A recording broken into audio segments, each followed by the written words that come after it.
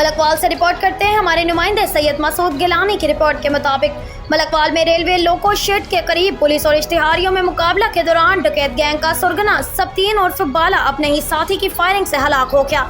मुलजिम डकैती समेत 19 संगीन मुकदमात में मतलूब था। मलकवाल में पुलिस को इत्तला मिली कि इश्तिहारी मुलजिम सबतीन उर्फ बाला अपने साथियों के हमरा रेलवे लोकर शेड के करीब मौजूद है, जिस पर SHO थाना मलकवाल मोहम्मद नवाज गोंदल ने नफरी के हमरा मुलजिम की गिरफ्तारी के लिए छापा मारा। मुलजिमों ने पुलिस को देखते ही उन पर फायरिंग शुरू कर दी, जिस पर फरीकीन में काफी देर फायरिंग होती रही। मुलजिम सबतीन उर्फ बाला अपने ही साथी की फायरिंग से हलाक हो गया, जबकि उसके साथी फरार हो गए। मुलजिम मुख्तलिफ स्थानों की पुलिस को डकैती समेत 19 संगीन मुकदमात में मतलूब था। इत्तला मिलने पर DPO मंडी बहाउद्दीन अहमद मोहिउद्दीन मजीद नफरी के हमरा मौका पर पहुंचे। उन्होंने SHO मलकवाल मोहम्मद नवाज गोंदल और दीगर अहलकारों को शाबाश दी। उन्होंने कहा कि अब जिला मंडी बहाउद्दीन में जराइम पेशा अनासर के लिए कोई जगह नहीं है। अवाम की जान और माल का तहफ़्फ़ुज़ पुलिस की जिम्मेदारी है, जिसे पूरा करेंगे।